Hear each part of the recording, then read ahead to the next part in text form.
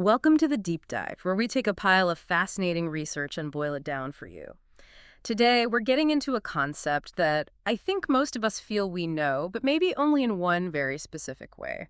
We're talking about mantra. Yeah, when you hear that word, your mind probably jumps straight to dharmic traditions, right? Hinduism, Buddhism. Sanskrit chanting. Exactly.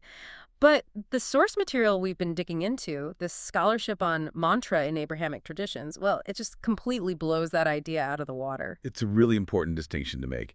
Our whole goal today is to show that this practice of repeating a short sacred phrase, often a divine name, is just as deeply rooted in Judaism, Christianity, and Islam.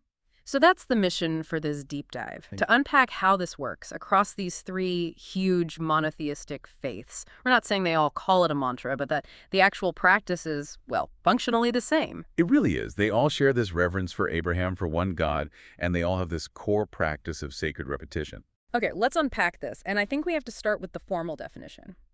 How can scholars even group these things together? What are we really talking about here? Right, you need a scholarly framework for this. Yeah. And the definition they use is, well, it's a bit of a mouthful, but every piece matters. Let's hear it. Okay, so an Abrahamic mantra is defined as a phrase or sound that has been repeated and sanctified over a sustained period within a group's traditional, spiritual, or religious practice. Okay, so it has to be traditional and repeated. Yes, and here's the key part. Right. For the purpose of invoking divinity or progressively aligning a person's life with the highest reality as understood by the tradition. Invoking or aligning, so it's not just words. Never just words, and you'll see other terms for it in the research, like divine name, holy name, or prayer phrase. That focus on the name itself feels so important. I mean, why is the name considered so powerful? We know from, the ancient world that a name wasn't just a label. Not at all. It was an extension of the person's very being. And the sources are clear that in the Hebrew scriptures, God's name was seen as an extension of God's essence. So the power is literally in the name. Exactly. One source puts it perfectly, saying, the power and glory of God are present and active in his name. So when you repeat it, you're trying to tap into that presence. Precisely. And that's the big goal, to transform your own consciousness. The idea is, if you're constantly repeating names that celebrate mercy or greatness or love, some of that is bound to rub off on you. That's the hope. The sources say that continual repetition will gradually align those reciting the names with the divine features they are celebrating. Yeah. You literally become what you're constantly remembering. That is a powerful idea. Okay, so let's get specific. Let's move from the theory to the actual words. What are some of these phrases in each tradition? This is where you really see the unique theology of each faith come through in the words they choose. Let's start with Judaism. Okay, so in Jewish practice, there's this incredible reverence for the divine name, the tetragrammaton, YHWH. It's so holy, it's generally not spoken aloud. Right, so they have to use other phrases. Exactly. They use epithets, descriptions of God. Two really important ones from the sources are Rabbono Shel Olam, which means master of the universe. Yeah, a very personal invocation. Very. And then you have the phrase that starts so many blessings. Baruch Ata Adonai. Blessed are you, Lord. And is there a specific name for this kind of practice? There is. The term that comes up is drushin. It kind of means driving out. The idea is you're driving out all the distracting thoughts to focus only on God. Okay, so moving to Christianity, the focus shifts, right? It shifts completely because now you have the incarnation, the person of Jesus. And the most famous example, of course, is the Jesus prayer. Lord Jesus Christ, Son of God, have mercy on me. That's the one. It is the absolute bedrock of Eastern Orthodox spirituality. It's all about Christ. And there's also that really short Aramaic one, Maranatha. Yeah, come, Lord. It's one of the oldest Christian prayers we know of. And scholars tend to group these practices under the term monologistic prayer. Meaning a one-phrase prayer. Just a single phrase, repeated. And then finally, Islam. In Islam, the practice is central. It's called dhikr, or zikr, which means remembrance. And the core name is Allah. Yes, repeating Allah is a core practice, but it also includes powerful phrases like the takbir, Allahu Akbar, God is great. Or, and this is really fascinating, repeating any of the 99 beautiful names of God. So you have this huge palette of divine attributes to focus on. An entire palette. And when it's done in a group, especially in Sufism, it's often called dhikra Allah. It's amazing how similar the function is, even when the theology is different, and the sources even point out similarities in the physical tools people use. Oh yeah, the beads. It's a remarkable parallel. In Christianity, you have rosaries. In Islam, you have the suflatag. They used to keep track of their repetitions. A practical tool for spiritual practice. It is. The sources note you don't see it as much in Judaism, but its presence in both Christianity and Islam points to this common human need to, keep count and stay focused. This is a perfect lead-in to the two main ways these names are actually used. It's Yeah. not just what you say, but how you say it. Yeah. Structured versus portable. Right, the formal versus the informal. Structured practice is what you might picture first. It's a dedicated time you set aside. Like formal meditation. Exactly.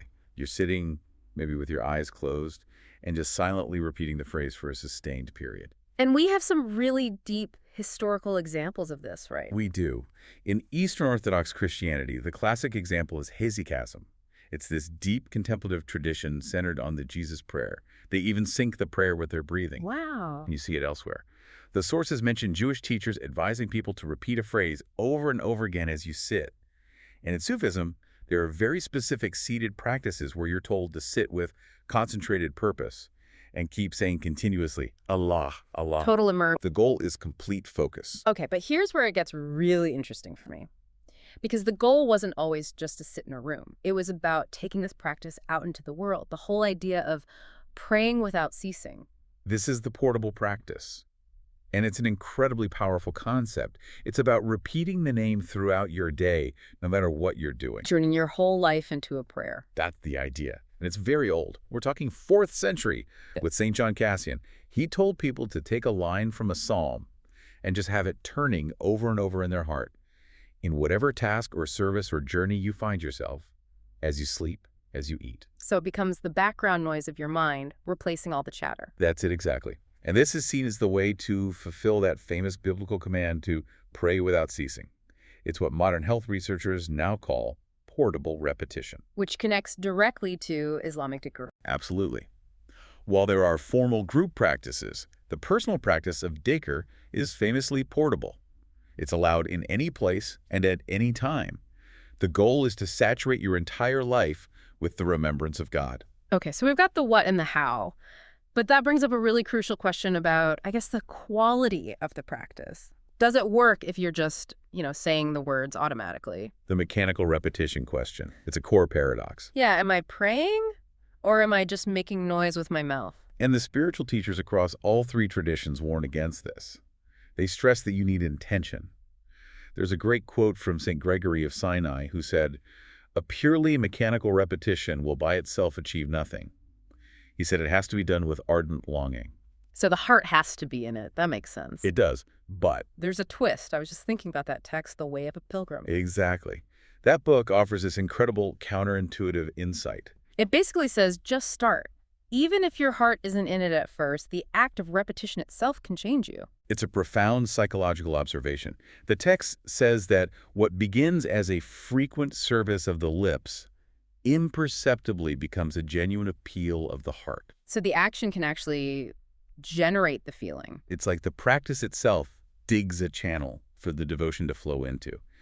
The repetition, even if it feels mechanical at first, eventually sinks in and brings light and nourishment. It's like using training wheels for real devotion. And this connects to the idea of relationship, right? It's not just a technique. It's all about relationship. The Sufi tradition is very explicit about this. They see dhikr as a way of expressing and building your love for God. How so? Well, one source puts it this way. Dhikr is the first step on the path of love because when somebody loves someone, he likes to repeat his name and constantly remember him. Wow. So it stops being a tool and becomes an expression of affection, like constantly thinking about someone you love. You've got it. And because it is so relational, that's why spiritual guidance is seen as absolutely essential. A teacher. Whether it's a starets in the Orthodox tradition or a sheikh in Sufism, getting instruction from someone in a living lineage is seen as key to avoiding the pitfalls, of pure mechanism and finding that genuine connection. So let's bring this all into the present day. What does this ancient spiritual technology mean for us now, especially for people who might not be part of any of these traditions? Well, we're seeing this amazing convergence happening, first in scholarship, where researchers are finally looking at these practices comparatively across all three traditions and seeing them as part of a universal human phenomenon. But it's also happening in a much more surprising place. It is clinical settings. Abrahamic divine names are now being used in empirical health studies, even in randomized controlled trials. Which is kind of the gold standard for proving something works. And the sources detail these studies where participants are taught portable repetition of a divine name or a mantra. And they can choose one from any major religion. So you could have someone in a clinical trial using the Jesus prayer or Rabbono Shel Olam or Allah as a tool. As a cognitive tool, not for theology, but for mindfulness, for stress reduction, for focusing attention. It's a wild example of an ancient spiritual practice becoming a modern, secularly validated mental health strategy. It's just proof that this is a truly universal human practice. It really is. It's not exclusive to one culture. It's this deeply similar practice across Judaism, Christianity, and Islam that serves both structured devotion and, a really powerful all-day mindfulness technique. So the big takeaway for you listening to this is that the goal of all this repetition, whether you're sitting formally like a hesychast or repeating it all day like a Sufi, is always the same. It's alignment and invocation. Yeah. You're trying to align yourself with the divine and invoke that presence in your life. The practice itself is so simple, just a short phrase. But the claimed results are profound. A transformed consciousness, a real connection. And that leaves us with a final thought for you to chew on. We talked about that paradox, right? That you're warned against mechanical repetition, but sometimes that's how you have to start. So the question is, what is that subtle internal click that happens when a practice shifts from being just a useful psychological tool, something to calm your brain, to a profound spiritual technology that actually transforms your heart? And how does the choice of the name itself play into that? The profound reverence in Judaism that leads to using an epithet like Master of the Universe, how does that functionally differ from the direct personal invocation of the Jesus prayer in creating that change? That's where the deep dive continues for all of us.